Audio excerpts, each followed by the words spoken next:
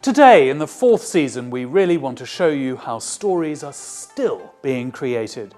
For example, the persistence and endurance of Yang Liwei, China's first taikonaut. But we also travel with an ordinary Chinese family as they experience the joy of a first trip across China on the high-speed railway. A vision that would have kept the thousands of visionary engineers and workmen focused during the construction phase of this major infrastructure project. Of course, we've also not forgotten the world of myth and ancient wisdom. We have one of the world's oldest love stories, Herdboy and Weaving Maid, as well as the story of the mythical inventor of writing. Another of our stories also takes you to the moment when Li Bai had one of his moments of inspiration, while another of our stories takes us back again to one of China's earliest poets, Qu Yuan. Enjoy the stories and enjoy learning to tell them in English. 在第四季中，我们会向大家展示许多传奇故事，比如中国航天第一人杨利伟的故事，去感受他的坚毅和耐力。同时，我们还会跟一个普通的中国家庭一起旅行，享受第一次乘坐高铁的欢乐，并且讲述为实现这一愿景，科学家和工程师们付出的努力。当然，也少不了神话传说与古老智慧。首先是世界上最古老的爱情故事——牛郎织女的故事。也有关于神秘的文字发明者的故事。此外，我们还将带你们领略李白灵感迸发的时刻，以及认识中国最早的诗人之一屈原。好好享受这些故事吧，并且享受学习用英语讲这些故事吧。牛郎织女的传说可以追溯到西周。它与中国的许多传说一样，都很古老。这个类型的故事是所有文化共有的，讲述的是青年男女间的纯真爱情是非常强大的，可以克服老一辈的反对以及其他客观条件的障碍。这也说明任何社会和文明都深深相信爱的力量。在现实中择偶，人们有时候会考虑一些诸如社会地位、经济实力、父母的支持等因素。但是无论如何，人们也希望有一种无形的爱，让彼此紧紧依靠。牛郎织女还是一个关于一见钟情的故事。当牛郎看到织女的时候，他就深深爱上了她。这也是一个非常典型的爱情故事的套路，说明人们在内心深处还是相信一见钟情的。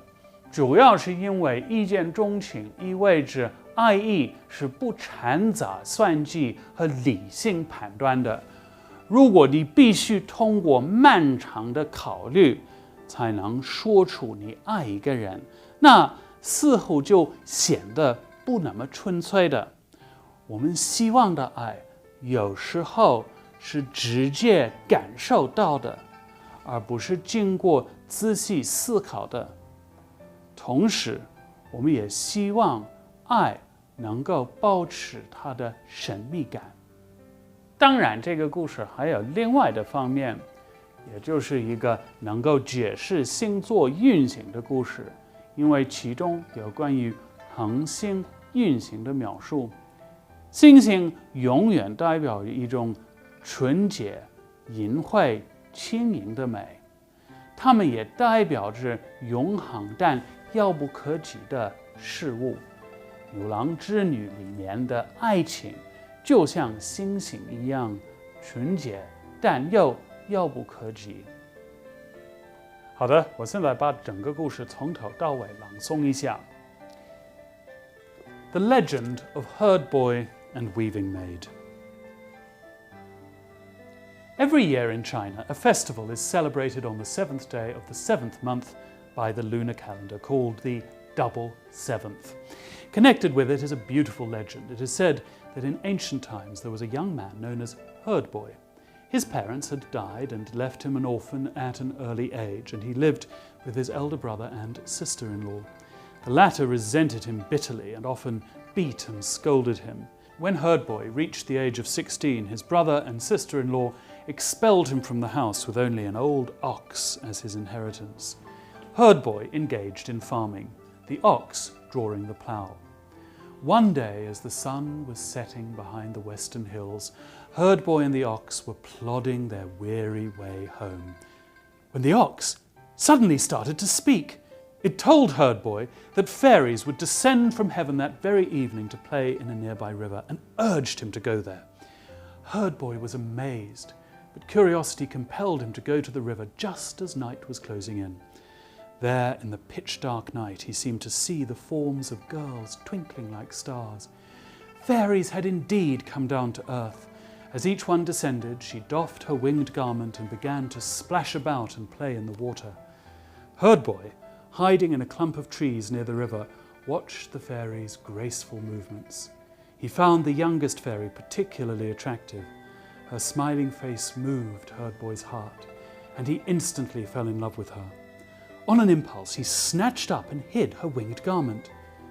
Just before dawn, the fairies scrambled back onto the riverbank. Donning their winged robes, they flew back to heaven, all except the youngest, known as Weaving Maid, Zhinu, whose job was to make beautiful clouds in the sky.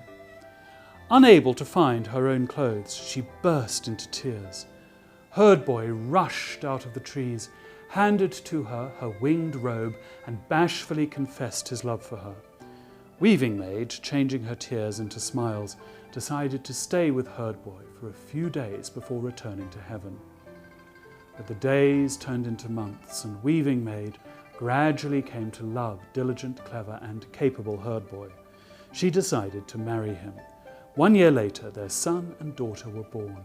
With Herdboy farming and Weaving Maid weaving, together with their children, they led a happy life. Weaving Maid had been the most skillful weaver in heaven, and of course the cloth she wove in her new life was the wonder of the village and famous for miles around. When the Lord of Heaven heard what had happened, he was exceedingly angry. He ordered the Queen Mother of the West to fetch Weaving Maid back. As Herdboy watched his beloved Weaving Maid being forcibly taken away, he felt as though a knife had pierced his heart, but there was nothing he could do. The babies wailed loudly seeing this. The old ox shed one of his horns, which turned into a small boat floating in the air. Herdboy took the 2 babies with him, got on the boat, and soared up to heaven in pursuit of Weaving Maid. Just as they were catching up with the Queen Mother, she took a hairpin from her hair and drew a magic line behind her, which turned into a raging river known as the Milky Way. This barred the progress of Herdboy. He and Weaving Maid could only gaze helplessly at each other across the chasm, still linked, however, in their hearts. At length, their pure love moved the Lord of Heaven, and he gave permission for them to meet once a year on the 7th day of the 7th lunar month. On that day, countless numbers of magpies flock to the Milky Way to form a bridge with their bodies so that Herdboy and Weaving Maid can be reunited in the middle. This is the story of Herdboy and Weaving Maid. From then on, girls in ancient China had great admiration for Weaving Maid's superior skill at weaving, as well as for her steadfast love. They prayed to her specially to give them needlework skills and good fortune. The double seventh gradually became a festival full of emotion for the Chinese people. The moral of this story. In ancient China, the pursuit of love and freedom continued without a break. The story of Herdboy and Weaving Maid represents the people's yearning for perfect love, a harmonious family, and a free life. The steadfast love of Herdboy and Weaving Maid has moved generation after generation. Okay, let's now do some recitation practice. In the following passage, we want to emphasize a complete change in atmosphere within the paragraph. The passage starts slow and dull, and then becomes fast-paced and dramatic. We go from an ordinary quotidian scene to a scene full of colour and fantasy. 好的，现在咱们来做一些朗诵练习。在下面这个段落中，我们需要完成氛围的转换。这个段落刚开始缓慢沉闷，之后出现了快节奏和戏剧性。我们要从一个寻常生活的场景转换到充满梦幻色彩的场景。咱们来听一下。One day, as the sun was setting behind the western hills, Herdboy and the ox were plodding their weary way home, when the ox suddenly started to speak. It told Herdboy that fairies would descend from heaven that very evening to play in a nearby river, and urged him to go there. In the first part of the first sentence, the pace needs to be slow and smooth, and the pitch of the voice low to reflect the calm evening and slowly setting sun. Then we emphasize the word plodding and convey the sense of a slow, heavy footstep as we say that word. As we continue with a slow pace, trying to convey with our voice the sense of the end of a hard-working day. Notice the alliteration of weary way. We should emphasize those two words too. The whole tone should be slow and tired. 在这一部分的第一句话，节奏需要舒缓轻柔，音调需要展现宁静、黄昏和缓慢落日。之后，我们需要强调单词 plodding， 表现步伐缓慢的场景，以此来表现劳作一天的结束。注意 weary way 的押头韵，我们需要强调这两个词。音调需要显得缓慢疲劳。来听听。One day, as the sun was setting behind the western hills, Herdboy and the ox were plodding their weary way home. In the next part of the sentence, as soon as we read the word suddenly, we need to make sure that our voice immediately changes. The pitch needs to rise up and the pace needs to speed up. The rest of the passage then sounds excited and full of life. 在句子后面的部分，当我们读到单词 suddenly 的时候，我们需要让声音突然变化，音调需要升高，并且节奏加快。段落声语部分需要听上去富有活力。When the ox suddenly started to speak, it told Herdboy that fairies would descend from heaven that very evening to play in a nearby river, and urged him to go there.